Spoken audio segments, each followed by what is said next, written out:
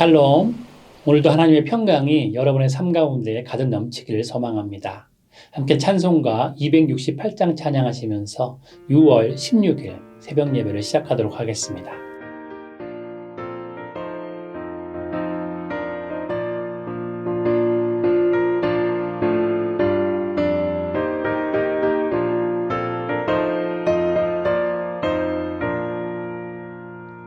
죄에서 자유를 얻게 하는 보혈은요, 주의 보혈. 시험을 이기고 승리하니 참 놀라운 능력이로다. 주의 보혈 능력이 또다. 주의 피 믿어. 주의 보혈 매우 귀중한 피로다. 육체의 정욕을 이긴 힘은 보혈은요, 주의 보혈. 정결한 마음을 얻게 하니 참 놀라운 능력이로다. 주의 보혈 능력이 또다. 주의 피 주의 보혈 그 어린 양의 매우 귀중한 피로다.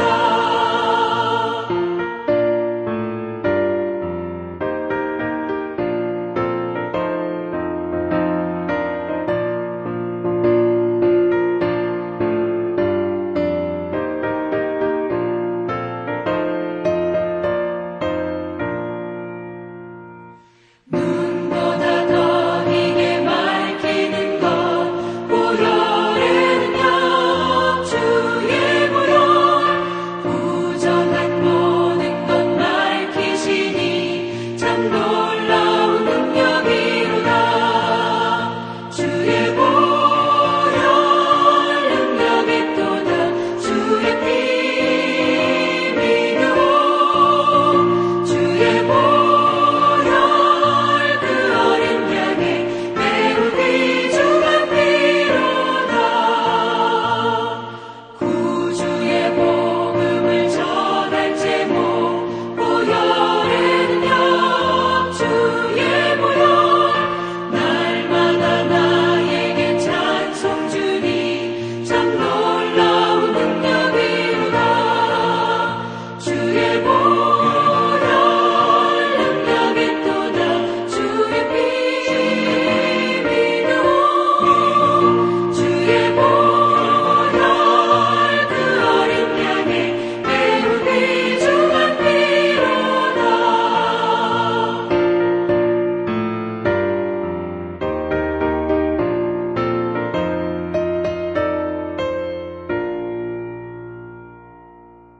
함께 기도하겠습니다. 주님 감사드립니다. 오늘도 주님의 은혜로 덮어주심에 감사드립니다. 오늘도 주님과 동행할 수 있도록 우리를 붙잡아 주심에 감사드립니다. 우리의 가정과 다음 세대를 주님 앞에 올려드리며 기도합니다. 주님, 주님의 은혜가 우리 가정 가운데, 다음 세대 가운데 넘쳐나게 하시고, 가정을 무너뜨리는 어둠의 세력을 분별하게 하시고, 담대하게 맞설 수 있는 믿음을 우리 가운데 허락하여 주시옵소서. 우리의 삶과 우리의 가정과 다음 세대를 주님께서 지켜 보호하여 주시기를 간절히 소망하며 주 예수 그리스도의 이름으로 기도드립니다. 아멘. 함께 말씀 보도록 하겠습니다. 오늘의 말씀은 사무엘 하 13장 30절부터 39절까지 말씀입니다. 그들이 길에 있을 때에 압살롬이 왕의 모든 아들들을 죽이고 하나도 남기지 아니하였다는 소문이 다윗에게 이르매 왕이 곧 일어나서 자기의 옷을 찢고 땅에 드러눕고 그의 신하들도 다 옷을 찢고 모셔선지라. 다윗의 형 시므아의 아들 요나답이 아뢰어 이르되 내 주여 젊은 왕자들이 다 죽임을 당한 줄로 생각하지 마옵소서. 오직 암논만 죽었으리이다. 그가 압살롬의 누이 다말을 욕되게 한 날부터 압살롬이 결심한 것이니이다. 그러하온즉 내 주 왕이여 왕자들이 다 죽은 줄로 생각하여 상심하지 마옵소서. 오직 암논만 죽었으리이다 하니라. 이에 압살롬은 도망하니라. 파수하는 청년이 눈을 들어 보니 보아라 뒷산 언덕길로 여러 사람이 오는도다. 요나답이 왕께 아뢰되 보소서 왕자들이 오나이다. 당신의 종이 말한 대로 되었나이다 하고 말을 마치자 왕자들이 이르러 소리를 높여 통곡하니 왕과 그의 모든 신하들도 심히 통곡하니라. 압살롬은 도망하여 그슬왕 암미훌의 아들 달메에게로 갔고 다윗은 날마다 그의 아들로 말미암아 슬퍼하니라. 압살롬이 도망하여 그슬로 가서 거기서 산 지 3년이라. 다윗 왕의 마음이 압살롬을 향하여 간절하니 암논은 이미 죽었으므로 왕이 위로를 받았음이더라. 아멘. 오늘 본문 말씀은 한 가정의 비극적인 역사를 말씀합니다. 맏아들인 암논은 욕망을 절제하지 못합니다. 또 다른 아들 압살롬은 분노를 내려놓지 못합니다. 그리고 아버지 다윗은 죄를 올바로 다루지 못합니다.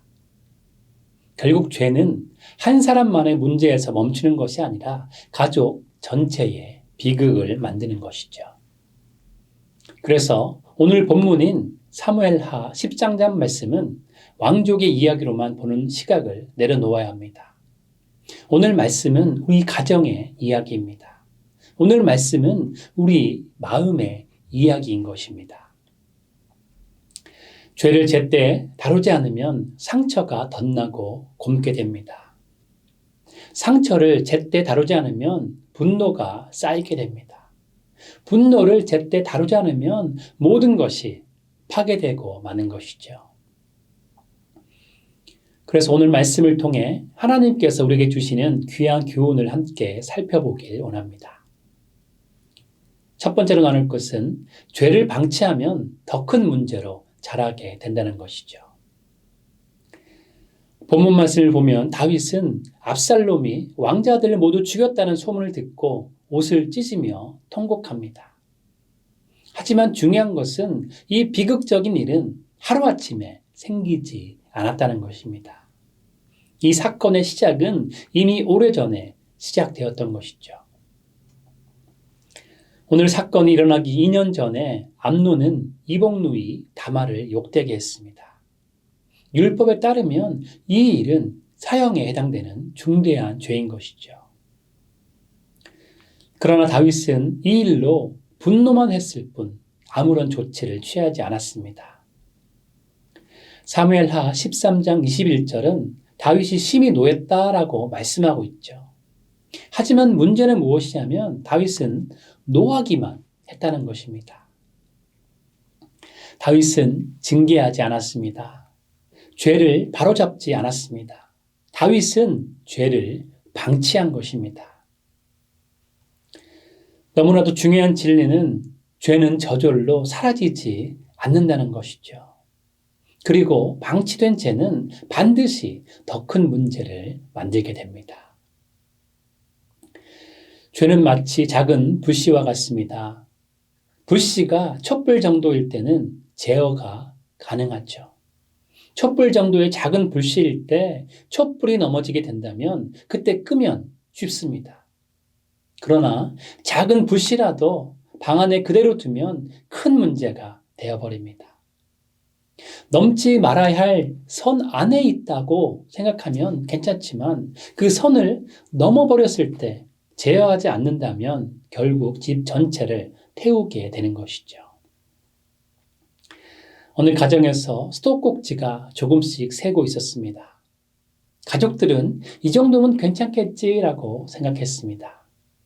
그러나 몇 달 동안 안일하게 방치하자 벽 안쪽이 썩기 시작합니다. 그런데 시간이 지나 벽 바깥쪽까지 썩은 부분이 보이게 된다면 문제는 너무나도 커진 상태인 것이죠. 결국 그 가정은 큰 공사를 해야 했습니다. 조금씩 물이 셀 때 손을 봤으면 쉽게 해결될 일이었는데 작은 문제라고 방치했기에 엄청난 대가로 돌아오게 된 것이죠. 영적인 삶도 마찬가지입니다. 작은 거짓말, 작은 교만, 작은 욕심, 작은 분노. 하나님 앞에서 이런 것들을 바로잡지 않으면 죄는 점점 더 크게 자라게 되는 것이죠. 죄를 방치하면 우리가 감당하지 못할 정도의 큰 문제로 커져버리게 되는 것입니다. 그래서 성경은 말씀합니다. 죽은 파리들이 향기름을 악취가 나게 만드는 것 같이 적은 우매가 지혜와 종기를 난처하게 만드느니라. 작은 죄 하나가 인생 전체를 흔들 수 있습니다. 죄를 방치하면 온 집을 흔드는 문제가 될 수 있는 것이죠. 그렇게 하나님은 경고의 말씀을 주십니다. 마귀에게 틈을 주지 말라. 죄를 방치하는 것은 마귀에게 틈을 내주는 것입니다. 마귀에게 틈을 주면 그 틈으로 우리의 삶을 뒤흔들게 되는 것이죠. 청교도 목회자였던 리처드 백스터는 이런 말을 남겼습니다. 작은 죄를 가볍게 여기는 사람은 결국 큰 죄를 무겁게 짊어집니다. 암논의 죄를 다루지 않았던 다윗은 결국 압살롬의 복수와 왕과의 분열을 경험하게 된 것을 우리는 잊지 말아야 하는 것이죠. 사랑하는 성도 여러분, 하나님은 완벽한 사람을 찾지 않으십니다. 하나님은 회개하는 사람을 찾으십니다. 하나님은 죄를 숨기는 사람이 아니라 죄를 가지고 하나님께 나오는 사람을 기뻐하십니다. 오늘 성령께서 보여주시는 작은 죄가 있다면 즉시 하나님 앞에 내려놓으시기를 권면드립니다. 죄를 방치하지 말고 매일의 회개로 다루는 믿음의 사람이 되시기 바랍니다. 작은 죄의 문제도 철저히 대처하심으로 가정을 지키시는 여러분 모두 되시기를 주님의 이름으로 축복드립니다. 두 번째로 나눌 것은 욕망은 미래를 빼앗고 복수는 영혼을 무너뜨린다는 것입니다. 암논은 맏아들이었습니다. 맏아들이었기 때문에 왕위 계승자였습니다. 그래서 왕자가 가진 특권이 있었습니다. 암논에게는 밝은 미래가 있었던 것이죠. 그러나 암논은 그 모든 것을 정욕과 바꾸었습니다. 순간의 욕망을 위해 인생 전체를 잃어버린 것입니다. 그리고 결국 암논은 죽음을 맞이하게 되었습니다. 또 압살롬은 어떻습니까? 그는 2년 동안 아무 일도 없는 것처럼 행동합니다. 분노를 숨깁니다. 상처를 숨깁니다. 그리고 마음속에는 복수를 키워가고 있었습니다. 결국 압살롬은 복수의 화신이 되어버립니다. 성경은 분노에 대해 말씀합니다. 분을 내어도 죄를 짓지 말며 해가 지도록 분을 품지 말라라고 말씀하고 있죠. 분노가 많은 이 시대에 얼마나 중요한 말씀입니까? 분노 자체는 죄가 아닙니다. 그러나 분노를 오래 품고 있으면 분노는 죄로 변해버리게 되는 것이죠. 누군가 이런 말을 한 것이 기억납니다. 복수는 독약을 마시고 상대방이 죽기를 기다리는 것이다. 복수하는 것은 사실 내가 독약을 마시는 것과 같다는 것이죠. 복수하면 상대방을 시원하게 무너뜨리는 것 같지만 사실은 복수하면서 내가 망가지게 되는 것입니다. 압살롬은 2년이라는 시간을 복수의 칼을 갈다가 암논을 죽였습니다. 그러나 사실 자신의 영혼도 함께 무너뜨리고 있었던 것이죠. 한 남성이 직장에서 심한 모욕을 당했습니다. 그는 몇 년 동안 그 일을 잊지 못했습니다. 문제는 상대방은 그 일을 기억하지도 못하는데 나만 계속 화를 품고 있었다는 것입니다. 결국 그 남성은 불면증에 시달리게 되었습니다. 건강도 무너지게 되었습니다. 여러 병원을 찾아가서 진료를 받았지만 건강은 악화되기만 했고 나중에는 정신과 진료까지 받게 됩니다. 이 모든 이야기를 들은 그 의사는 이렇게 말합니다. 당신을 아프게 하는 것은 과거의 사건이 아니라 현재까지 붙들고 있는 분노입니다. 이것이 바로 복수심의 무서움인 것이죠. 히브리서 12장 15절은 이렇게 말씀합니다. 너희는 하나님의 은혜에 이르지 못하는 자가 없도록 하고 또 쓴뿌리가 나서 괴롭게 하여 많은 사람이 이로 말미암아 더럽게 되지 않게 하며. 쓴뿌리는 자신만 괴롭게 하지 않습니다. 주변 사람들까지 아프게 만듭니다. 그리고 쓴뿌리는 하나님의 은혜에 이르지 못하게 하는 것이죠. 미국의 기독교 작가인 루이스 스미디스는 그의 책 용서의 미학에서 이렇게 말합니다. 용서는 과거를 바꾸지 못하지만 미래를 바꿀 수 있습니다. 하나님은 우리에게 용서를 선택하라고 말씀하십니다. 물론 용서는 너무나도 쉽지 않습니다. 상처가 깊을수록 더 어렵습니다. 그러나 중요한 것은 복수는 상처를 치료하지 못한다는 것이죠. 하나님의 은혜만이 상처를 치유합니다. 예수님께서 십자가 위에서 보여주신 길도 복수가 아니라 용서였습니다. 예수님의 용서가 있었기에 우리는 하나님의 은혜 안에 들어가게 된 것이죠. 혹시 아직도 마음속에 내려놓지 못한 사람이 있습니까? 오늘 그 마음을 하나님께 맡겨보시기 바랍니다. 심판은 하나님의 영역입니다. 그리고 용서는 우리의 순종이 겉으로 드러나는 모습인 것이죠.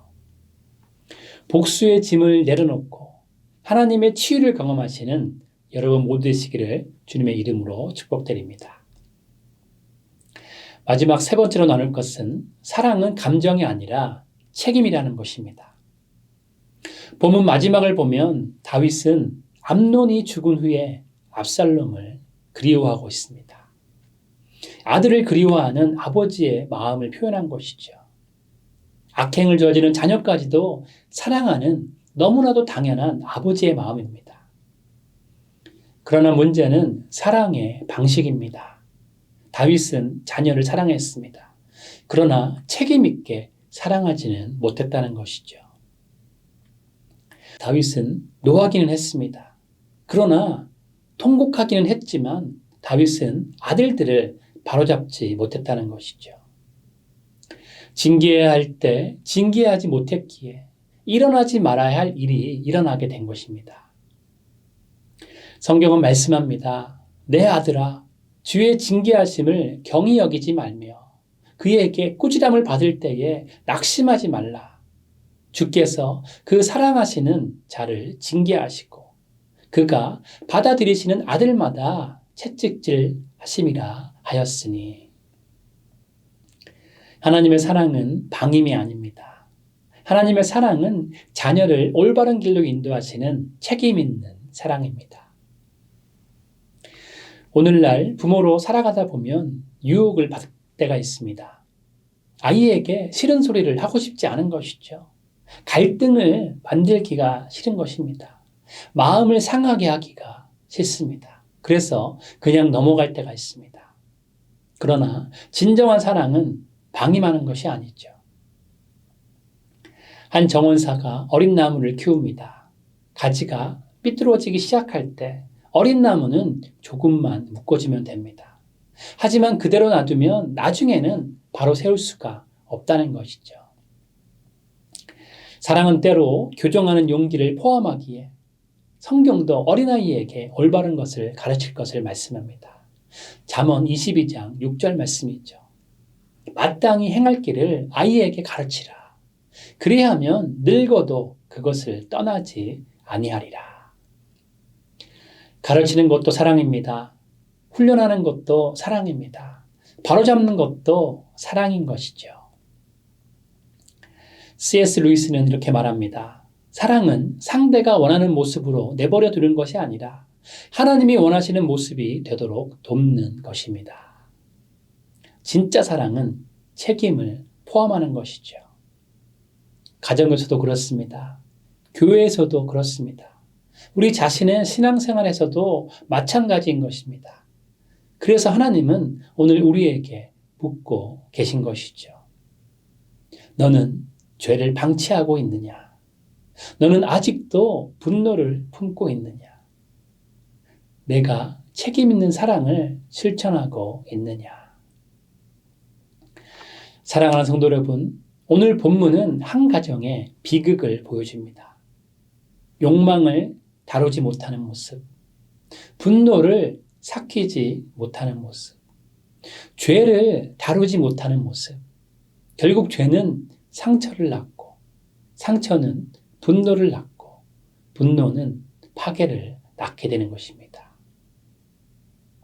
그러나 복음은 어떻습니까? 복음은 우리에게 다른 길을 보여줍니다. 죄는 회개로 다루라고 말씀합니다. 상처는 용서로 다루라고 말씀합니다.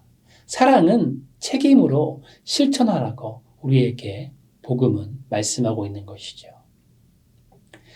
예수님은 우리가 실패한 자리에서 다시 시작할 수 있는 길을 열어주셨습니다. 그렇기에 오늘 하나님 앞에 우리의 마음을 내려놓기 원합니다. 방치한 죄가 있다면 회개하기 원합니다. 품고 있는 분노가 있다면 내려놓기 원합니다. 책임을 미뤄왔다면 순종하기 원합니다. 바로 그때 하나님은 무너진 관계를 회복시키시고 상처 입은 마음을 치유하시는 것이고요. 우리의 가정이 다시 복음 위에 서도록 은혜를 베풀어 주실 것입니다. 오늘도 복수보다 회개를 선택하시고 분노보다 용서를 선택하시며 감정보다 책임 있는 사랑을 선택하시는 하나님의 백성으로 살아가시는 여러분 모두 되시기를 주님의 이름으로 축원드립니다. 함께 기도하겠습니다. 주님 감사드립니다. 예수 그리스도께서 우리를 향해서 용서하시고 용납하시고 우리를 받아주셨습니다. 우리 또한 그런 삶을 살기를 소망합니다. 죄 가운데 있는 것이 아니라 분노 가운데 빠져 있는 것이 아니라 그런 죄와 분노를 주님 앞에 내려놓고 책임 있는 사랑을 행함으로써 하나님의 백성들을 세워갈 수 있는 주님의 귀한 가정을 세워갈 수 있는 하나님의 백성 될 수 있도록 우리를 붙잡아 주시옵소서. 내가 예수님을 바라보며 예수님을 닮기를 소망하오니 오늘도 주님 안에 승리하는 삶을 살아갈 수 있도록 우리를 붙잡아 주시옵소서. 그렇게 함께 하시고 우리를 인도하실 주님을 찬양하며 주 예수 그리스도의 이름으로 기도드립니다. 아멘. 함께 주님 앞에 기도하며 나가도록 하시겠습니다.